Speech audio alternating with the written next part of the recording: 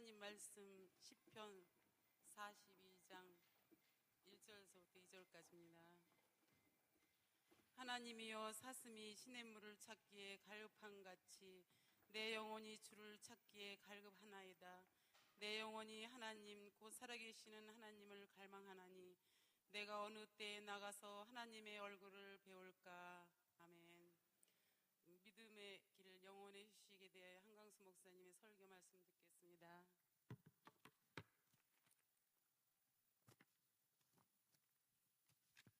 할렐루야.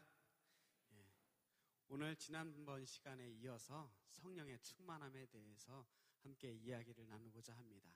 성령 충만하면 영혼이 휴식을 얻게 됩니다. 성령 충만할 때 우리의 영혼에 놀라운 변화가 있게 되는 것입니다. 1903년 남감리교 선교지역인 원산에서 있었던 일입니다. 1904년에는 러일 전쟁이 일어났고 1905년도에 을사보호조약이 있었으니까 그 시대는 말할 수 없이 어두운 시절이었습니다. 의료 선교사 하디가 그의 여름에 친구들과 함께 기도와 말씀을 상고하는 주간을 만들었습니다. 그들이 여름 휴가를 반납하고 함께 모여서 기도와 말씀으로 은혜 받기로 결단했던 것입니다. 의료 선교사 하디는 이미 1901년에 강원도의 금화군이라는 곳에서 지경대 교회를 개척하고 세웠습니다. 그들이 함께 사역을 하면서 있었던 일들에 대해서 서로 모여서 이야기를 하던 중에 이 모임에서 자신의 죄를 회개하고 자백하며 간증했습니다. 하디 선교사가 자백했던 그 회개의 내용은 첫 번째는 자신의 3년간의 그 목회가 실패했다는 것입니다. 자신이 비록 선교사의 이름을 가지고 있었지만 형식적인 신앙을 가지고 있었다는 것을 자인하는 것이었습니다. 또 먼저 왔던 초기 선교사들과는 달리 자기에게는 이 민족을 사랑하는 마음, 이 사랑이 결핍되어 있었다고 회개했습니다. 또 성도들도 뒤에서 이제 함께 일어나 고백하기 시작하는데 그동안 호쟁이 선교사라고 뒤에서 배척하고 놀렸던 일들을 고백하면서 용서를 빌기 시작했습니다. 그리고 은혜의 역사가 일어나기 시작했습니다.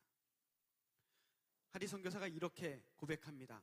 내가 성령의 충만함을 경험한 후에 부끄러움과 혼돈된 얼굴을 가지고 내 교만을 고백하며 완악한 마음과 믿음이 없음, 그리고 이로 인한 많은 허물들을 고백했다. 이후에 한국 교인들은 생전 처음으로 확신과 회개가 실제 경험에 있어서 무엇을 의미하는지 알게 되었다라고 고백하고 있습니다. 이렇게 하디 선교사의 그 작은 모임으로부터 시작된 이 성령의 불길이 1906년도에는 장로교회와 감리교 선교사들이 이 성경 연구의 모임에 하디 박사를 초청하게 되었는데요. 그래서 여름과 겨울 집회를 통해서 이 성령의 불길이 번져나가기 시작했습니다. 그리고 그 다음 해에는 드디어 평양 장대현 교회에서 1907년도 성령의 대부흥 운동이 시작된 것입니다. 장대현 교회에서 열흘간의 합동 대사경회 동안에 대회개 운동이 일어나게 되었습니다. 그들은 서로 일어나서 자신의 죄를 고백하며 그 모든 집회가 사랑의 도가니로 변하게 되었습니다. 그때 이 평양 장대현 교회에서 일어났던 이 회개 운동을 교인들뿐만 아니라 이 평양의 호떡 장사들까지도 좋아하게 되었다는 일화가 있습니다. 왜냐하면 그동안 그 호떡 가게에서 몰래 호떡을 훔쳐먹은 것을 회개하면서 훔쳐간 돈들을 갚기 시작했다는 겁니다. 이렇게 회개 운동이 삶의 변화를 이끌어내고 생활의 변화를 이끌어내고 그래서 온 나라에 놀라운 영향력을 가지게 된 것입니다. 이런 부흥 운동이 시작된 지 100년이 되었습니다. 지금 감리교에서 하디 1903 운동을 한참 벌여나가고 있지 않습니까? 얼마 전에 우리 함께 집회에 참석했던 분들은 그 뜨거운 열기를 체험하셨을 텐데요. 이제 우리 감리교회가 이 성령 운동을 다시 한번 일으키고자 하는 이유가 무엇입니까? 성령 운동을 통해서, 성령의 충만함을 통해서 우리 감리교를 변화시키고, 우리 교회와 사회를 변화시키고, 우리 가정을 변화시키고, 바로 내 자신이, 우리의 삶이 변화되기를 원하기 때문입니다. 어떻게 하면 성령 충만함을 받을 수 있을 것인가? 먼저 우리는 우리의 죄를 하나도 남김없이, 숨김없이 주님께 고백해야 하는 것입니다. 이 컵에 물을 한 반쯤 부었다고 생각해 보십시오. 반쯤 부은 깨끗한 물에 검은색 잉크를 몇 방울 떨어뜨리는 겁니다. 어떻게 될까요? 거무스름해지게 될 겁니다. 이 거무스름한 물을 이번에는 그 위에 나머지 반에 또 새로 깨끗한 물을 더 부었다고 한번 보십시오. 물 색깔이 어떻게 될까요? 조금 옅어지겠지만 여전히 거무스름하게 될 겁니다. 어떻게 해야 되겠습니까? 이 물을 다 쏟은 다음 깨끗하게 씻은 다음 그리고 새 물을 부어야 이 컵에 있는 물이 깨끗하게 되지 않겠습니까?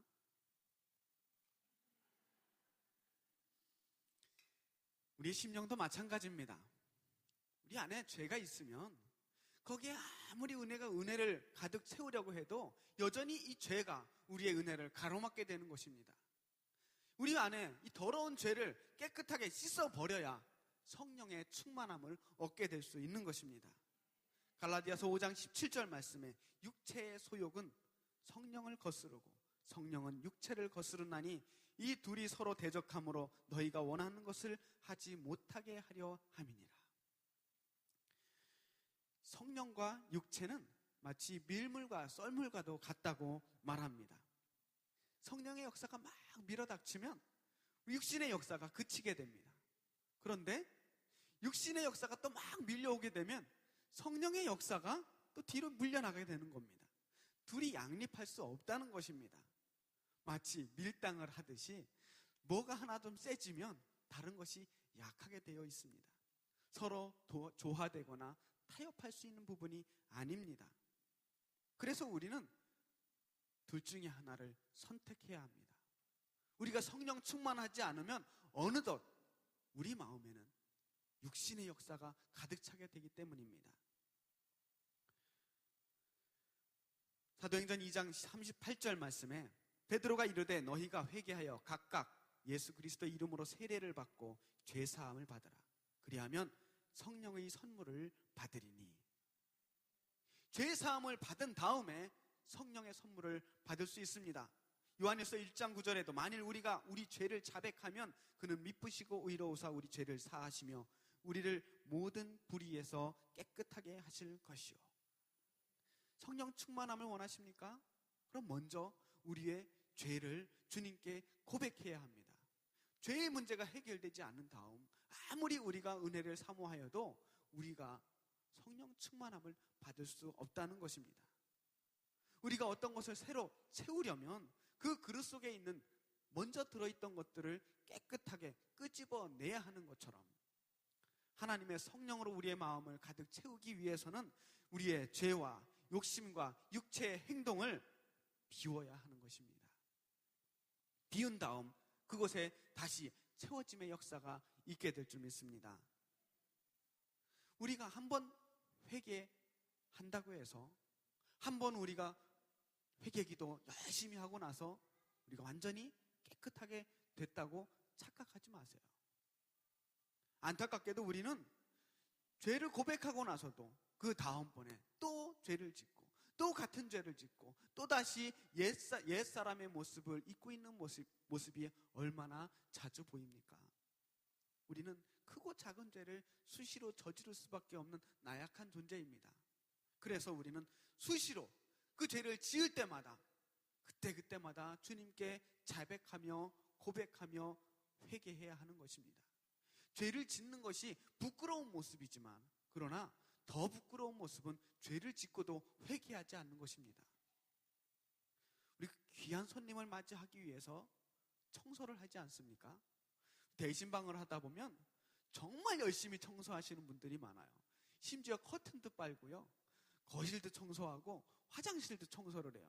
근데 신방 하다 보면 제가 어지간하면 화장실을 못 갑니다. 가끔 화장실 청소를 열심히 했다는 이야기를 들으면 화장실 안 간 게 죄송스러울 정도예요. 정말 열심히 청소하십니다. 왜 그렇습니까? 귀 한 번을 모신다는 마음 때문에 그렇지 않습니까? 하물며 하나님을 우리 마음에 모시려고 할 때 우리 마음을 깨끗하게 청소해야 되지 않겠습니까? 우리의 마음을 더러운 채로 놔두고 어떻게 하나님을 모실 수 있겠습니까? 여러분의 마음을 깨끗하게 청소하시길 축원합니다. 두 번째로는 하나님께 자기의 의지를 온전히 드리며 순종해야 합니다. 하나님은 순종하는 자에게, 하나님께 복종하는 자에게 성령을 주십니다. 사도행전 5장 32절 말씀을 함께 읽겠습니다. 시작. 우리는 이 일의 증인이요 하나님이 자기에게 순종하는 사람들에게 주신 성령도 그러하니라 하더라. 자기에게 순종하는 사람들에게 성령을 주신다고 했습니다. 우리가 구원을 얻은 것은 우리가 잘나서 구원을 얻은 게 아닙니다. 선물로 받은 겁니다. 마찬가지로 성령도 우리가 뭘 해서 받는 게 아닙니다. 하나님의 선물입니다. 성령은 우리의 힘으로 얻는 것이 아니고 우리의 힘으로 얻을 수도 없습니다. 성령은 오직 믿음으로 하나님께 우리의 의지를 모두 꺾어버리고 하나님께 온전히 순종하고 복종할 때 하나님께서 주시는 선물입니다. 내가 성령을 소유한다라고 생각하는 것은 잘못된 생각입니다. 오히려 성령께 우리가 점령당해야 합니다. 내가 성령을 마음대로 부릴 수 있다는 생각도 위험합니다. 내가 성령께 사용되어져야 합니다. 성령께 내가 끌려가야 합니다. 내가 성령을 이끌고 나가려고 시작한다면 그것은 하나님을 잘못 생각하고 있는 것입니다. 하나님께서, 성령 하나님께서 나를 통치하시고 인도하시고 지배하시는 나의 주인이 되어야 하는 것입니다. 계시록 3장 20절 말씀에 볼지어다 내가 문 밖에서 서서 두드리노니 누구든지 내 음성을 듣고 문을 열면 내가 그에게로 들어가 그와 더불어 먹고 그는 나와 더불어 먹으리라. 이 말씀을 여러분들 많은 사람들이 오해하고 있습니다. 밖에서 문을 두드린다고 하니까 예수를 믿지 않는 사람들 그 닫혀진 마음에 하나님께서 애타게 문을 두드려서 그 마음 문을 열어서 주님을 영접하는 것이구나 라고 착각하는 것입니다. 하지만 이 말씀은 예수를 알지 못하는 불신자들에게 주신 말씀이 아닙니다. 계시록을 읽다 보면 이 말씀은 라오디게아 교회의 성도들에게 주신 말씀입니다. 이미 주님을 알고 주님을 영접한 성도들에게 주신 말씀입니다. 그런데 성도들의 문 밖에 주님께서 문을 두드리고 계신다고 말합니다. 단순히 구원받는 차원을 이야기하는 것이 아닙니다. 내 자녀요, 성도라고 고백하는 그 성도들이 주님을 알고는 있지만, 구원은 받았지만, 그러나 아직도 주님 말씀대로 순종하지 않고 주님을 내 안에 온전히 모시지 않은 채, 주님을 삶의 주인으로 모시지 않은 채 자신이 자신의 주인이 된 그 사람들, 그 성도들에게 너희들은 왜 믿는 대로 살지 않느냐고 안타까운 마음으로 문을 두드리고 계시는 것입니다. 믿는다는 것은 영접하는 것입니다. 주님을 나의 주인으로 영접하는 것입니다. 나의 의지를 버리고 주님의 의지대로 행하는 것입니다.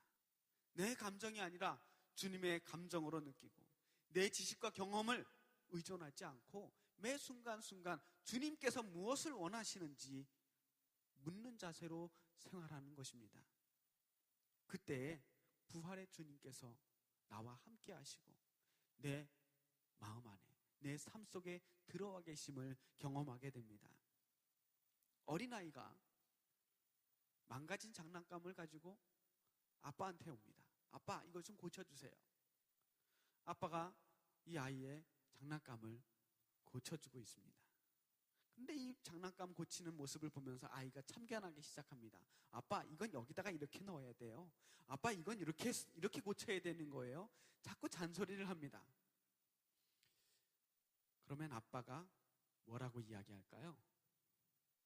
그렇게 잘하면 네가 고쳐. 우리 집 이야기를 하는 것은 아닙니다. 우리가 꼭 이런 모습을 보이지는 않습니까? 하나님께 하나님 제 문제 좀 해결해 주세요. 하나님 이것 좀 해주세요 라고 이야기하면서 하나님 그런데 기왕이면 이렇게 해주셨으면 좋겠어요. 하나님 제 생각엔 이렇게 하는 게 더 좋을 것 같아요. 하나님께 자꾸 나의 의견을 내 의지를 관철시키려고 하지 않습니까? 하나님께서 하시는 일에 우리가 간섭한다면 과연 우리는 하나님께 무엇을 구하고 있는 것입니까? 하나님의 뜻대로 살겠습니다라고 말은 고백하는데 정작 내 뜻대로 되기를 원하는 모습이 아닙니까? 하나님께 우리의 의지를 온전히 드려서 주님께 순종하시기를 축원합니다. 세 번째로 성령의 충만함을 간절히 구해야 합니다. 신앙의 위인들은 한결같이 늘 성령에 충만한 사람들이었습니다. 구약에 나오는 많은 신앙의 지도자들은 성령을 소유한 사람, 성령에 사로잡힌 사람, 그 안에 성령이 거하는 사람들이었습니다. 요셉, 여호수아, 훌륭한 모든 사사들, 사사기는 아예 성령 받은 사람이라는 별명이 붙을 만큼 그야말로 성령에 충만한 사람들의 이야기들이 계속해서 나오고 있습니다. 온니엘과 기드온과 입다와 사울, 다윗 모두 마찬가지입니다. 구약에서 국민의 참 지도자는 성령을 받은 사람입니다. 하나님의 영이 그에게 임했다라고 말합니다. 하나님께서 사람에게 무슨 일을 맡기려고 하실 때는 꼭 성령의 감동을 받고 그 능력을 받은 사람에게 그 일을 맡기시는 것을 볼 수 있습니다. 신약 성경에도 마찬가지입니다. 성경에 나오는 많은 인물들은 모두 성령 받은 사람들입니다. 예수님이 돌아가시고 나서 초대교회가 시작되었을 때 새로운 일을 할 일꾼들이 필요할 때 그들은 사람들에게 칭찬을 들을 뿐만 아니라 성령이 충만한 7 집사를 뽑았다고 기록하고 있습니다. 여러분 주님의 일꾼이 되고 싶습니까? 성령이 충만해야 됩니다. 그러면 다시 한번 성령을 받으려면 어떻게 해야 될까요? 하나님께 기다리는 법을 배워야 합니다. 성령은 아까도 말씀드렸듯이 하나님이 선물입니다. 요한복음 14장 16절에 내가 아버지께 구하겠으니 그가 또 다른 보혜사를 너희에게 주사 영원토록 너희와 함께 있게 하리니 보혜사를 우리에게 주시겠다고 말씀하셨습니다. 15장 26절에도 내가 아버지께로부터 너희에게 보낼 보혜사 곧 아버지께로부터 나오시는 진리의 성령이 오실 때 그가 나를 증언하실 것이요. 보혜사 성령님은 하나님께서 우리에게 주신 선물입니다. 예수님이 계시지 않은 이 땅에 예수님이 승천하시고 하늘에 올라가셨을 때 예수님을 대신해서 우리에게 주신 하나님의 선물입니다. 그런데 하나님께서 주신 이 성령은 하나의 은사로 주어지는 것이지 결코 성취하는 것이 아닙니다. 성령을 그저 안달복달 한다고 받을 수 있다고 착각하는 분들이 있습니다. 기도원에 가서 부흥에 가서 목이 막 쉬도록 쫙 열심히 부르짖고 어떻게든 악을 쓰고 하나님께 부르짖으면 성령 받겠지 라고 생각하는 사람들이 많이 있습니다. 하나님께 구해야 되는 것은 맞습니다. 하지만 어떻게 구해야 되는지 하나님을 이겨먹으려고 하나님 이거 안 주시면 하나님 아닙니다 라고 싸우듯이 내가 열심히 노력하면 반드시 성령은 받게 되어 있다는 성취의 결과로 성령을 바라봐서는 안 됩니다. 성령은 기다리는 것입니다. 기다림이 없으면 능력이 오지 않습니다. 하나님께서 내 안에 임하시기를 간절히 기다리는 마음이 있어야 합니다. 그런 의미에서 성령은 우리 영혼의 휴식입니다. 오늘 말씀의 제목은 영혼의 휴식입니다. 성령이 나에게 오시면 내 영혼이 쉼을 얻습니다. 내가 뭔가 막 하려고 하고 내 뜻대로 뭔가 열심히 해보려고 하는 것이 아니라 성령께 맡길 때 그분이 오셔서 우리를 일하게 하십니다. 그러나 기다린다고 해서 가만히 아무것도 하지 않고 성령님 오시옵소서, 오시면 좋겠습니다 하고 아무것도 하지 않고 넋놓고 있으라는 것은 아닙니다. 성령을 기다리되 간절한 마음으로 갈망하고 기다리는 자에게 성령께서 임하십니다. 오늘 읽은 본문 말씀 다시 한번 읽어볼까요? 시편 42편 1절에서 2절 말씀입니다. 하나님이여, 사슴이 시냇물을 찾기에 갈급함같이 내 영혼이 주를 찾기에 갈급하나이다. 내 영혼이 하나님 곧 살아계신 하나님을 갈망하나니 내가 어느 때에 나아가서 하나님의 얼굴을 배울까. 간절한 마음으로 사슴이 시냇물을 찾듯이 목이 말라서 죽을 것 같은 그 사슴이 물이 없으면 내가 죽겠다 하는 심정으로 안타까운 마음으로 샘을 찾듯이 성령님을 간절히 바라야 한다는 것입니다. 마태복음 5장 6절 팔복의 말씀 가운데 의에 줄이고 목마른 자는 복이 있나니 그들이 배부를 것이라고 말합니다. 줄이고 목마른 심정으로 하나님의 성령을 구하는 자에게 하나님은 임하시는 줄 믿습니다. 성령을 사모하시길 바랍니다. 하나님은 사모하는 자에게 임해 주십니다. 제가 고등학교 1학년 여름방학 때 청소년부 수련회를 가서 하나님을 만났습니다. 그때까지 저는 태어나면서부터 계속 열심히 한 번도 빠지지 않고 교회를 다녔지만 성령님을 알지 못했습니다. 모태신앙이었거든요. 아버지 목회하시면서 뱃속에서부터 교회 다녔지만 그때까지 성령님을 알지 못했습니다. 부모님께서는 저를 서원 기도했다고 목사를 만들려고 하셨는데 하나님이 계신지 안 계신지 확신이 서지 않는 마당에 내가 어떻게 목사를 하겠습니까? 너무 마음이 불안했어요. 도저히 할 수 있을 것 같지 않았습니다. 그래서 부모님께 반항도 많이 했습니다. 그런데 그때 수련회에 가서 기도를 하는 도중에 그런 생각이 들었어요. 하나님이 계신지 안 계신지만 알면 한번 도전해 볼 수 있겠다. 만약 하나님이 계시다면 오늘 이 자리에서 나에게 하나님이 계신 것을 보여주옵소서. 만약 안 보여주시면 저 목회 안 하겠습니다. 하나님이 계신지도 모르는데 어떻게 목회를 하겠습니까? 하나님께 부르짖어 기도하기 시작했습니다. 다른 거 기도하지 않았어요. 하나님 좀 보여주세요. 뒤통수만이라도 보여주시면 제가 목회하겠습니다. 그렇게 한 시간 넘게 기도한 것 같아요. 기도하는 도중에 성령의 만지심을 느낄 수 있었습니다. 온몸에 전기가 오는 것 같아요. 온몸이 갑자기 부르르 떨더니 맨 뒷자리에서 기도했는데 기도가 끝나고 나니까 제가 맨 앞자리 가서 막 떨고 기도하고 있는 거예요. 아, 하나님이 살아계시는구나. 까불면 안 되겠구나. 느꼈어요. 그 다음 이야기는 여러분이 보시는 바와 같습니다. 성령을 간절히 사모하는 자에게 하나님은 임하십니다. 또한 믿음으로 주실 때까지 구해야 합니다. 약속하신 성령이기 때문에 믿음으로 구해야 합니다. 인내함으로 주실 때까지 간구하시는 여러분이 되기를 축원합니다. 누가복음 15장 8절에서 9절 말씀. 어떤 여자가 10드라크마가 있었는데 하나를 잃으면 등불을 켜고 집을 쓸며 찾아내기까지 부지런히 찾지 아니하겠느냐. 또 찾아낸즉 벗과 이웃을 불러 모으고 말하되 나와 함께 즐기자. 잃은 드라크마를 찾아내었노라 하리라. 이 이야기는 참 많이 들은 이야기죠. 많은 성경학자들이 이 드라크마의 정체가 무엇냐라고 연구를 했습니다. 여러 가지 이야기들이 있는데 헬라 원문에 보니까 이 드라크마 앞에 정관사가 붙어 있습니다.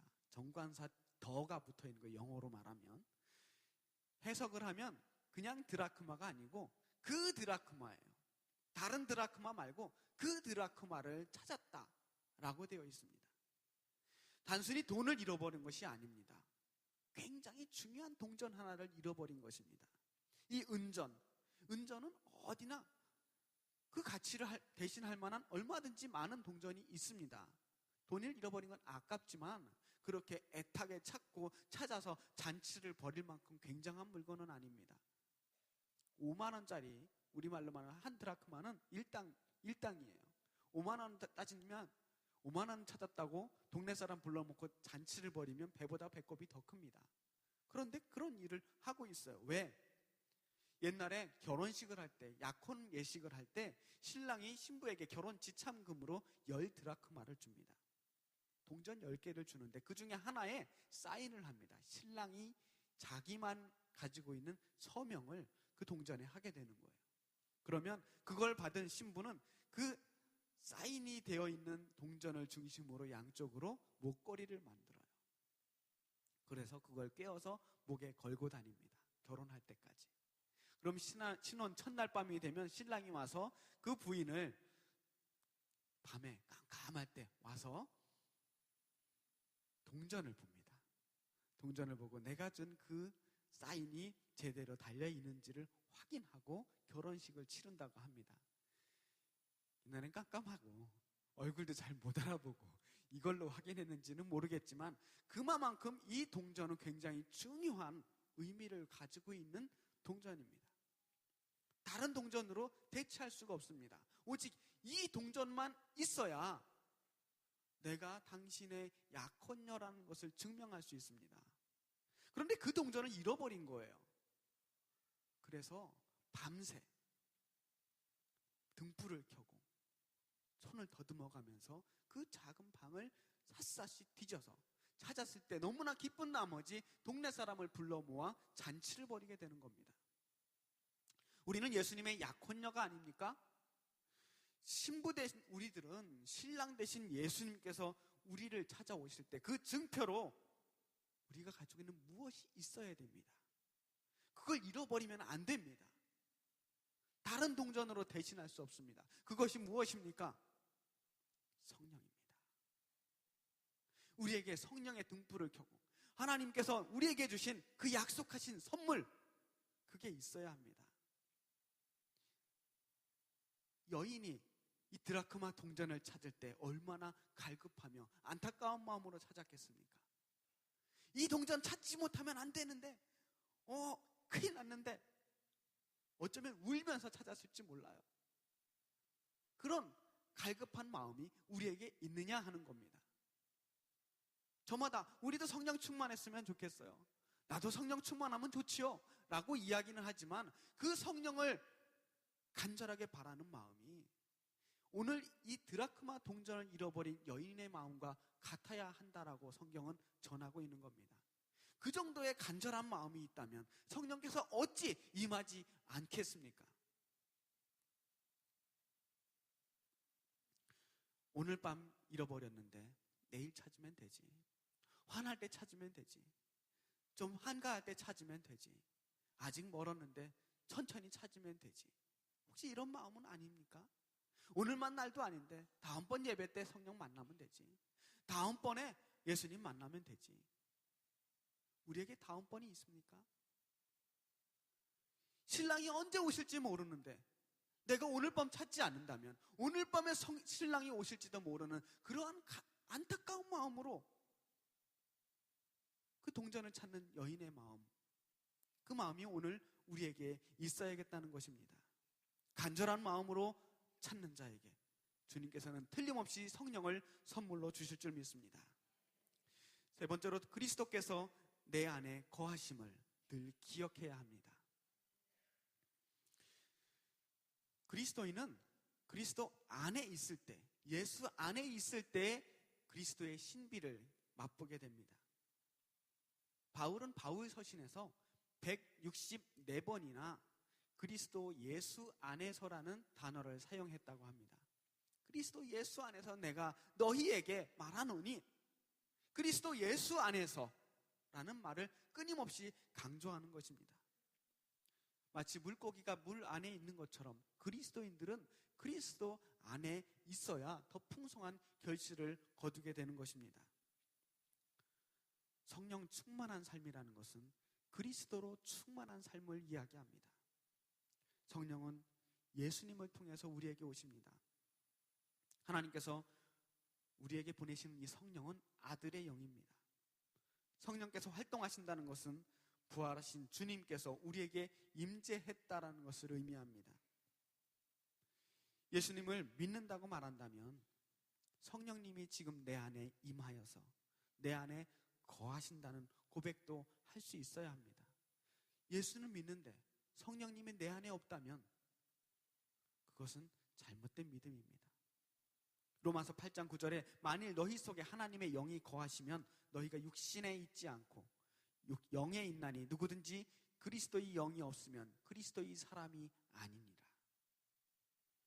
그리스도의 영이 없으면 그리스도의 사람이 아니라고 말합니다.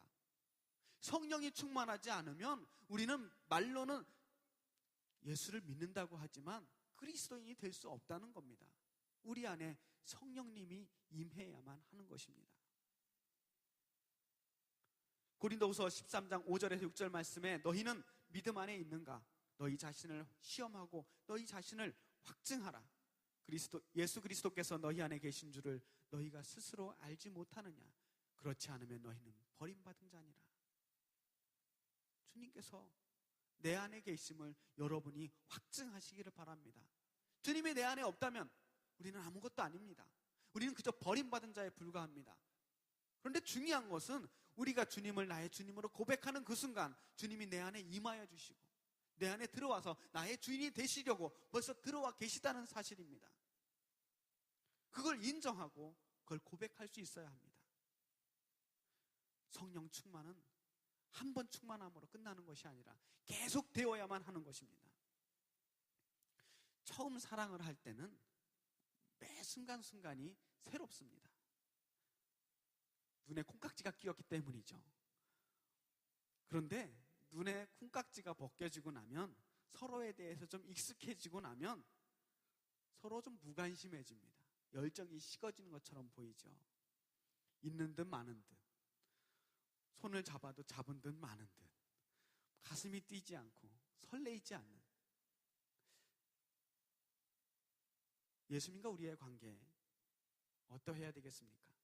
마치 첫사랑을 하듯 예수님을 만날 때마다 마음이 설레이면서 매일매일 감사와 감격으로 새롭게 넘쳐야 되지 않겠습니까?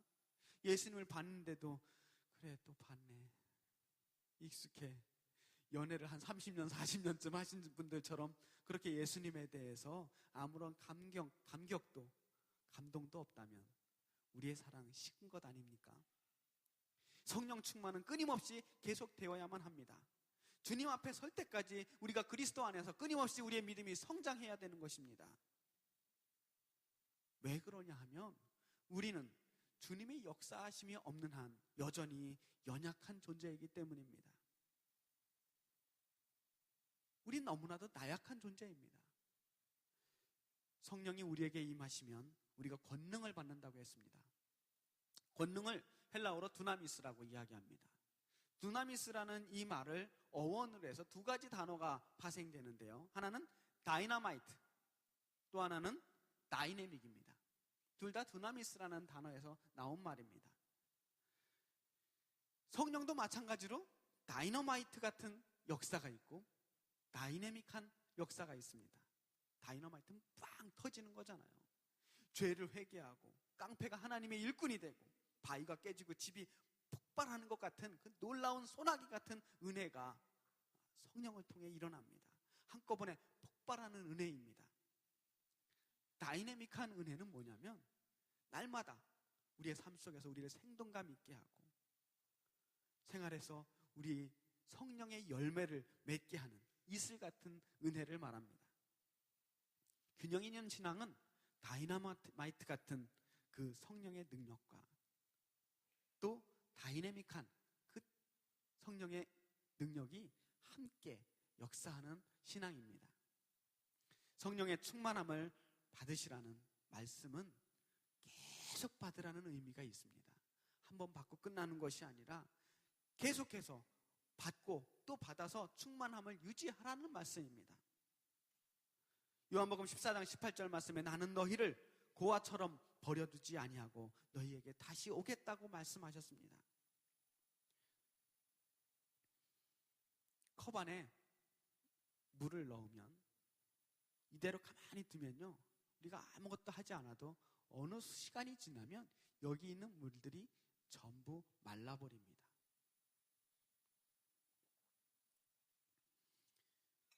바닥이 보여서 하나도 없이 사라집니다. 손 대지 않아도 사라지는 거예요. 왜냐? 세상이 건조하기 때문입니다. 그래서 금방 말라버립니다. 우리 정초에 먹은 떡국 한 그릇으로 1년을 버틸 수가 없습니다. 계속해서 먹어줘야 합니다. 날마다 그날그날의 활동을 위해 우리가 밥을 먹지 않으면 안 되는 겁니다. 많은 성령을 체험하신 성도님들이 예전에 젊었을 때 왕년에 성령 체험한 이야기들을 많이들 하십니다. 내가 옛날에 얼마나 뜨거웠는지 몰라.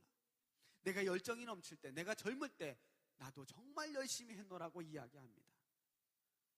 중요한 것은 그러면 지금은 어떻습니까? 권사님, 집사님, 지금은 어떻습니까?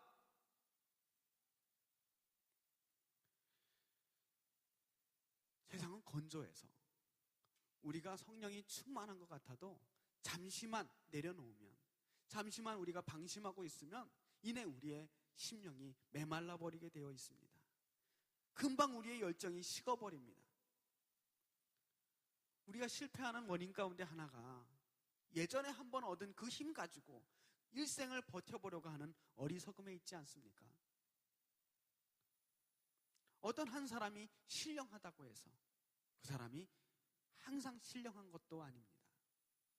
때때로 그 사람이 은혜 받아서 충만한 때도 있지만 그 사람도 역시 시험에 들고 낙심하고 영적으로 다운될 때가 있다는 것입니다. 조수간만이 심한 저 서해안 바다처럼 올라갔다 내려갔다 하는 것입니다. 성령의 역사가 일어날 때는 그야말로 하나님의 사람인 것처럼 보이다가도 그 열정이 쫙 바닥으로 깔리게 되면 자신의 원래 모습, 나의 추하고 부족한 모습들이 다 드러나게 되어 있습니다.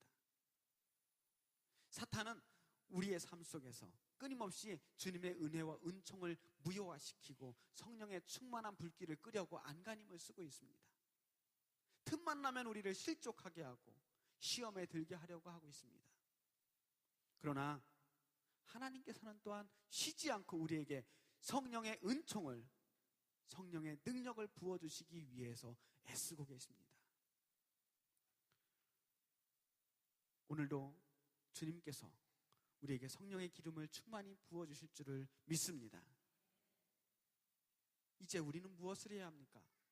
끊임없이 성령의 충만함을 갈급한 마음으로, 간절한 마음으로 기대하시기를 축복합니다. 성령의 임재하심을 간구하며 사모하며 하루도 쉬지 않고 주님 내 안에 임하여 주옵소서, 나와 함께하여 주옵소서, 나에게 주님께서 들어와 계셔서 역사하여 주옵소서. 주님이 우리에게 선물로 주실 그 성령을 기대합니다. 기다립니다. 성령을 내려 주옵소서. 쉬지 않고 사모하시기를 주님의 이름으로 축복합니다. 우리 다 같이 이 시간 함께 잠깐 기도하겠습니다. 우리가 하나님께 큰 소리 내지 않아도 좋습니다.